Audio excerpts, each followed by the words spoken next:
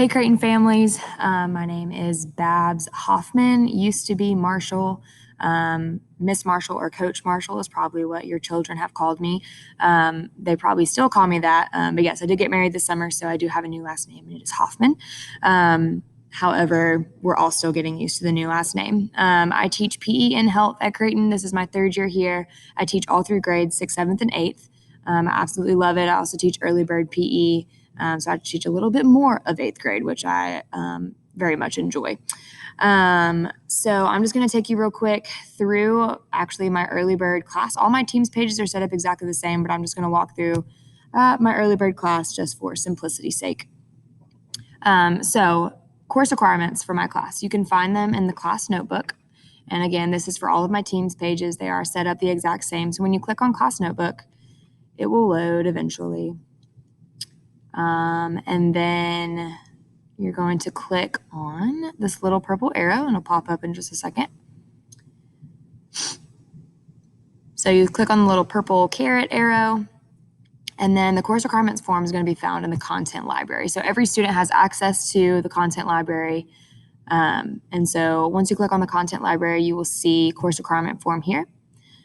Once you click on it, it should take you to the PE and health course requirement form.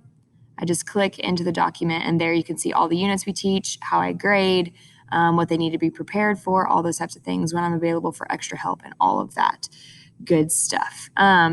As for when I meet, my class schedule, I teach basically straight from 7:30 to 1 o'clock. So from 7:30 to 8:15, I teach my 8th grade early bird students. Then I teach 8E1, my first 8th grade class, from 8:30 to 9:10. 8E2 is from 9:15 to 9:55, and then 7th grade comes in. So I have 7E1 from 10 to 10:40, and then 7E2 from 10:45 to 11:25. And then there's that 10-minute snack and stretch in Creighton's schedule. So then I start teaching 6th grade at 11:35, and that goes until 12:15. And then I teach my last 6th grade class, 6E2, from 12:20 to 1 o'clock.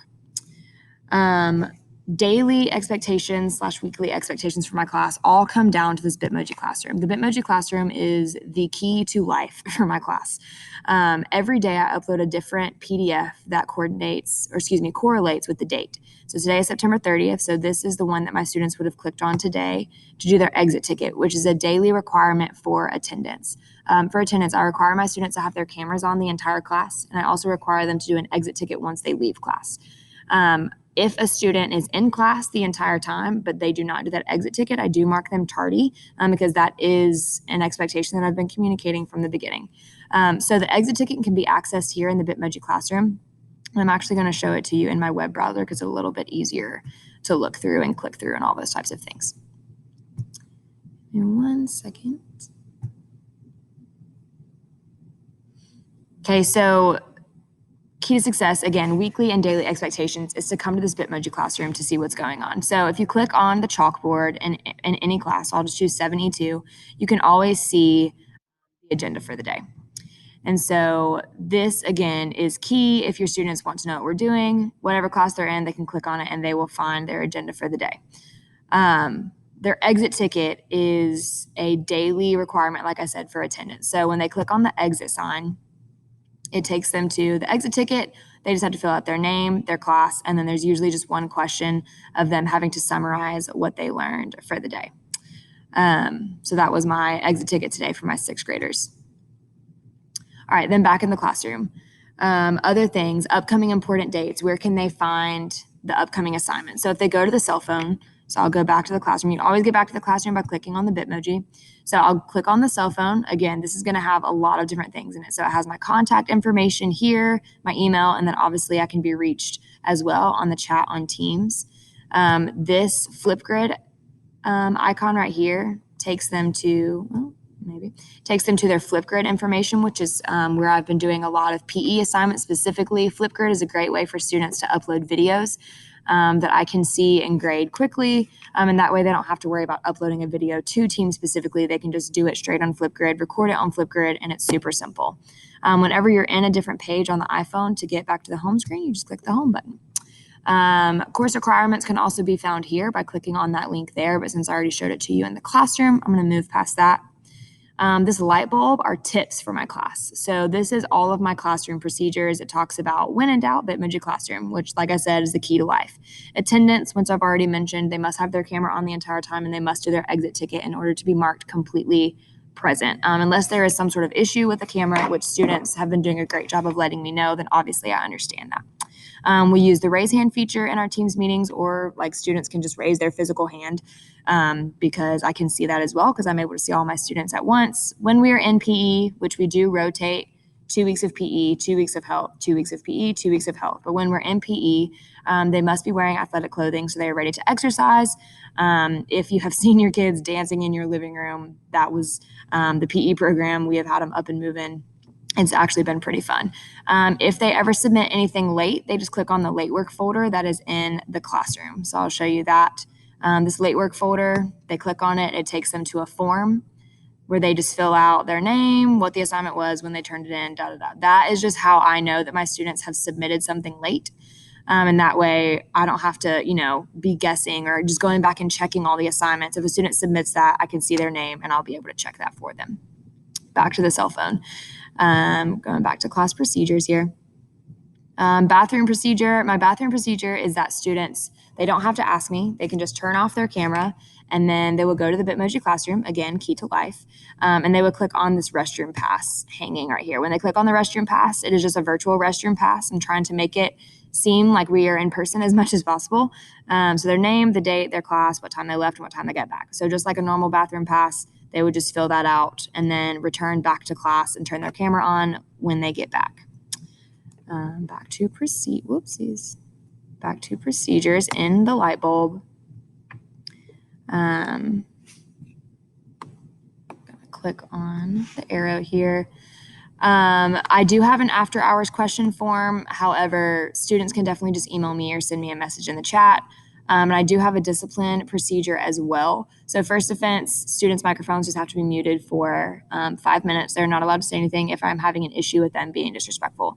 Second offense, I will tell them to go to the Bitmoji Classroom and they have to fill out the discipline form. So another form, they click on the discipline folders and it takes them to a form here. It's just a reflection on their behavior, ask them what they can do better, all that type of stuff.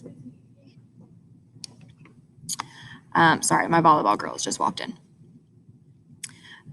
So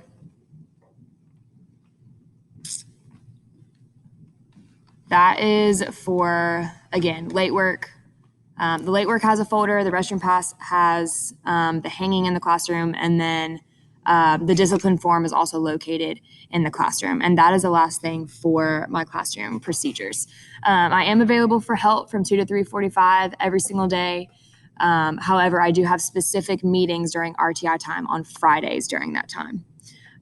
Concerning notes, I don't really do notes in my class because I think notes are particularly difficult. Obviously in PE, we are obviously activity-based in PE. I try to get them working in groups, in smaller groups in PE, and it's been going really well. I've done it as well in health, and it's been pretty successful, but we are usually group work-based, discussion-based, and activity-based. So I won't ever really have any notes to post, and if I do, I would definitely post the PowerPoints for that. All of your students' grades can be found on PowerSchool. I really won't post their grades anywhere else on Teams, so just definitely be checking that parent portal for any grades.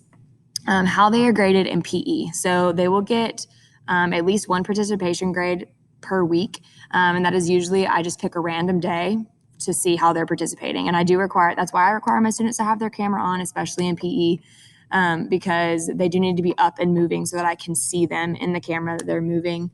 So participation is a formative grade, and then usually some sort of group work, being able to cooperate and communicate with others well, or perform a certain skill, that will be their summative grade for the week.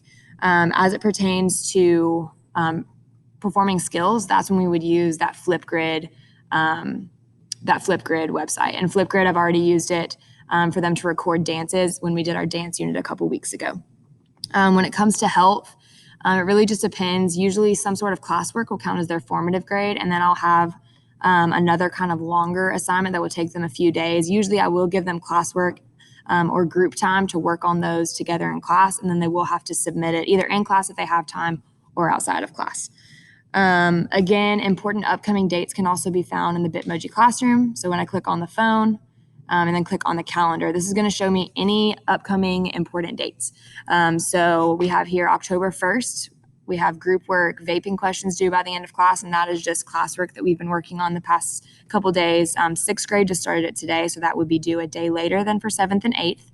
And then next week we do have a Just Say No refusal skills, a Flipgrid video due by midnight, since we are doing our alcohol, tobacco, and other drugs unit this week.